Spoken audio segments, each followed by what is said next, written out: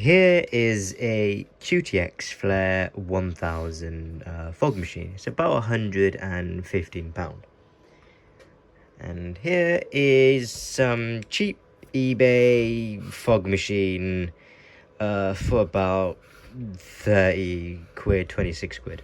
Both of them have their pros and cons, and I think if both of these were combined, you would have the perfect fog machine. I want to go into the cons of this because buying a £115 fog machine, you would think it would be the best thing on earth, but I'm about to show you otherwise. The first main real complaint about this fog machine, not only for me but from other users, is it has a really loud fan, and I believe that's a 40 or a 60mm fan in there, and it is really loud. Now for me, that's not the problem.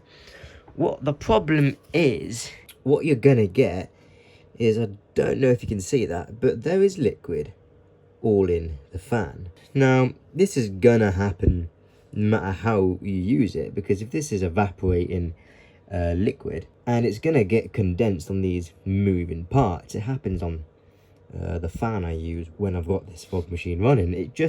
It's just going to condense the liquid into the fan. I think this is normal. No, I'm not the person to ask about that.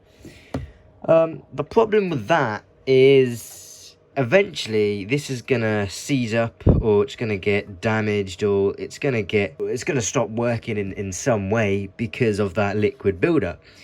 And although it's not difficult to replace, taking this fog machine apart is very simple. Just got to remove all of these side screws and the cover lifts off, so you can easily replace this fan, especially for a quiet one. Maybe put a Noctua one in there.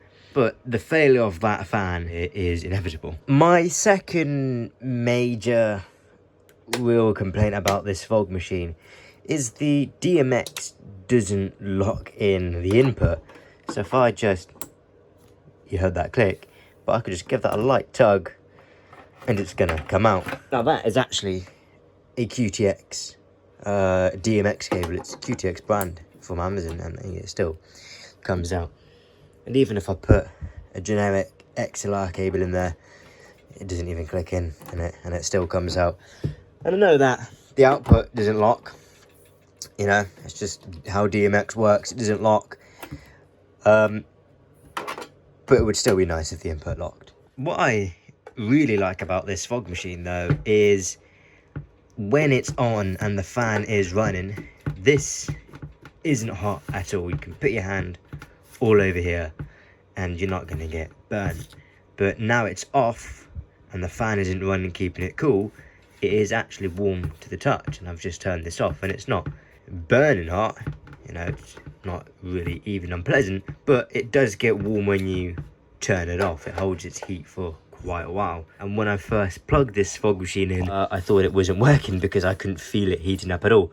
But that fan just does a really good job at keeping the entire unit cool. Something else that I really enjoy about this fog machine is the fluid tank cap. It's not broken on me yet. Compared to this cheapo fog machine, it is missing a cap, because one day when I went to refill it, it just cracked and it never turned on since. So I just thought, might as well get rid of it. I don't use it anymore. I guess that's the benefit of buying a more expensive fog machine, is the actual lock-in cap doesn't break. And what I really like about this is, especially when I'm transporting or moving it, so if I've got it on its side, it actually doesn't leak. It has a really good seal around the actual base and around the actual hose. It doesn't leak at all, whereas this thing would leak like crazy. And I'm pretty sure that's a 1 litre tank, and that's fine. That's not even 500ml, probably 250ml. Now this could just be my experience with this fog machine. I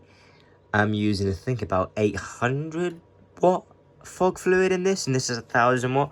So you do get a lot of unevaporated liquid spitting out of this thing. Now I don't actually know why this is. If the fluid I'm using is rated at 800 watts and this thing is 1000 watts, surely it would be evaporating it, all of it. I would expect this liquid to build up if I was using, say, 2000 watt fog fluid, but I don't actually believe that the fog fluid has a wattage rating. As you know, it's quite hard to find 1,000-watt fog fluid. You just get the QTX brand fog fluid, so that's something that I don't actually know. Is fog fluid rated by wattage, or do you just buy whichever the manufacturer recommends? And this is QTX brand fog fluid as well, but it still has unevaporated stuff coming out of it. With this one, on the other hand, I've never had any unevaporated fog fluid come out of this thing. This is only a 700 watt or 500 watt. Pretty sure it's 700 watt.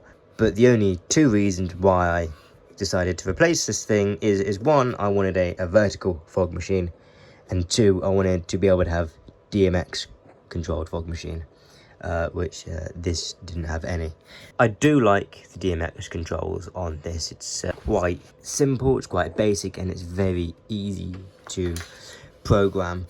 Something that I'm not too sure I like about this is I've stuck this remote control on with double-sided tape, and it's not going anywhere. But I don't like the fact that it's outside the unit. I get why some people would want it outside in case they wanted to extend the range, which I think that's a MIDI connector. You could extend the range of the remote, but I hardly ever use the remote. I only ever use it to see if it's up to temp. But I would like to see this actually built in to the unit. I mean, it's got plenty of room in there. This is only using 3 out of the 5 pins, so I mean, you know, this is a lot smaller, and it's managed to fit its remote control unit inside no problem. So I would like to see that inside. It is quite annoying. I see that break and all the cables being broke onto there. But also the benefits you get of having an actual genuine UK supplier fog machine is that you get a lot more safety features. This has about 2 thermal cutouts in. The earth is actually connected, and the plug you get with this QTX fog machine is a genuine proper plug. It doesn't have a shielded earth pin unlike this one. In fact, this is, you know, I'm pretty sure QTX is a UK brand. Don't quote me on that, but it's all fully compliant. It's proper well made, and it's really good quality. It, you know, has every safety feature you could want in a fog machine or thereabout. And I've actually marked up this one for the QTX just so I know I'm using a proper rated cable for the 1,000-watt fog machine. However, with this fog machine, when I took it apart, the earth was connected to the metal housing, but the plug came with a cheap IEC one that was had a shielded earth pin, so having this earth was pointless. But I scrapped that and I replaced that with a proper lead. I just thought I'd make this video just to sort of summarize the pros and the cons of this fog machine and the additional bonus features you get for paying almost triple the amount of money for a fog machine compared to something cheap as chips like this one. I do still like to use this one though, especially when I'm filming things on set.